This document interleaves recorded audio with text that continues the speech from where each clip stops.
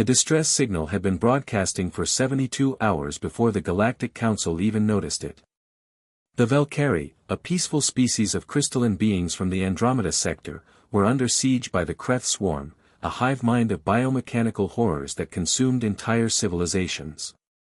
Commander Jack Morrison sat in the bridge of the UNSC Defiance, his weathered hands gripping the armrests as the translation came through. The Valkyrie's plea was desperate, broken, filled with the kind of terror that transcended language barriers. "They're asking for military," Lieutenant Rebecca Hayes reported, her voice tight. "The Council has denied their request. They've declared the Valkyrie system a lost cause. Evacuation protocols only." Jack's jaw clenched. Humanity had only been part of the Galactic Council for 15 years, and they'd learned quickly that the other species had rules. Protocols. Careful calculations of risk versus reward. The Valkyrie homeworld had 12 billion souls, but the Council had run the numbers, saving them would cost too much. "How long until the Kreth overrun their last defensive line?" Jack asked. 18 hours, sir." "And how long to get there?" Lieutenant Hayes hesitated. "At maximum burn, 16 hours. "But sir, we don't have Council authorization. We're supposed to be on patrol duty in the Outer Rim. If we abandon our post—" "I didn't ask about authorization, Lieutenant. I asked about time." Jack stood, his 6-foot frame casting a long shadow across the bridge. "Helm, set course for Valkyrie Prime. Engineering, I want every reactor pushed to 110%. I don't care if we have to rebuild this ship from the ground up when we're done." The crew exchanged glances. They all knew what this meant. Humanity was still the new kid on the galactic block, still proving themselves. This could end careers. This could end their species' membership in the Council. But they'd all heard that distress call. "Aye, sir," Helm Officer Marcus Rodriguez replied, his fingers already dancing across the controls. "Course laid in. We'll be there in 15 hours, 40 minutes. As the Defiance accelerated beyond safe parameters, Jack opened a channel to the rest of the human fleet in the sector. 12 ships. Not much against a Kreth swarm that had already consumed 4 planets. But humans had never been good at math when lives were on the line. "This is Morrison. I'm not ordering anyone to follow us.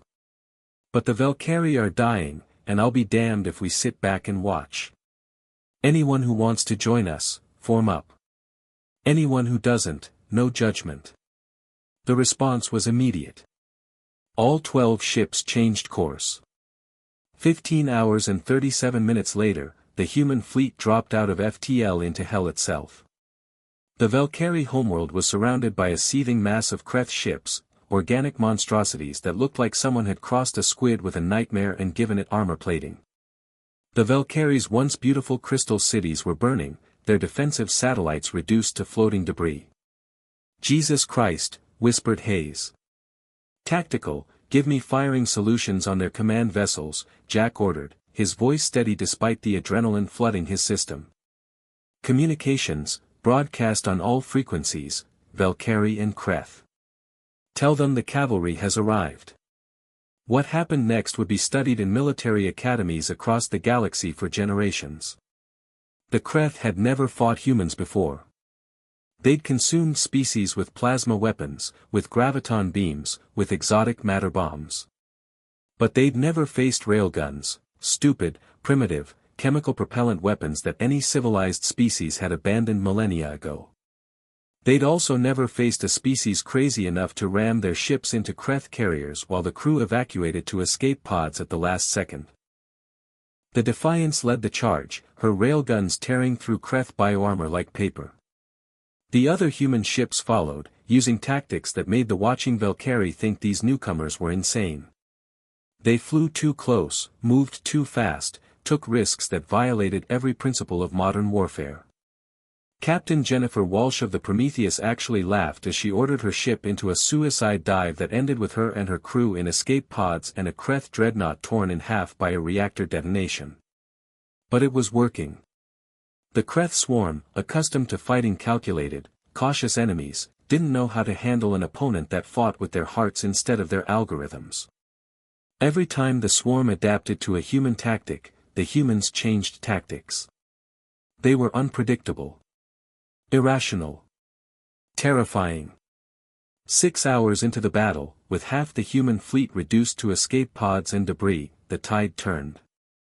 The Kreth command vessel, damaged by successive railgun strikes and a particularly insane missile run by Lieutenant Commander David Patterson, began to retreat. The swarm, its coordination faltering, started to break apart. By the time the Galactic Council's observation fleet arrived, 12 hours late and too cautious to have made a difference, the battle was over. The Valkyrie were saved. The Kreth were routed. And humanity had just rewritten the rules. Jack Morrison stood in the council chambers 3 days later, his uniform still bearing scorch marks from the battle. The council members, elegant, ancient species who'd maintained peace through diplomacy and careful intervention for 10,000 years, stared at him with a mixture of horror and fascination. "You violated direct orders," the Xylar representative said, their translucent form pulsing with what might have been anger. "You risked an interstellar incident. You could have started a war." "We saved 12 billion lives," Jack replied simply. "At what cost? You lost 6 ships. Hundreds of your people are dead. And they died saving others. That's not a cost. That's a choice." Jack looked around the chamber, meeting each representative's eyes, or eye equivalents. "You can expel us from the council if you want. You can sanction us. But I'll tell you right now, if someone calls for help, humanity will answer. That's who we are. That's who we'll always be." There was a long silence. Finally, the Valkyrie ambassador stepped forward, their crystalline form refracting the chamber's light into 1,000 rainbows. They placed one glittering hand on Jack's shoulder. "We called for help," they said softly, "and humanity answered. The Galactic Council may not understand this, but we do. And we will never forget. Neither would the galaxy. Because on that day, every species learned something important. Humans didn't calculate the odds before doing what was right. They didn't measure the cost before paying it. They just answered the call. And sometimes, that made all the difference."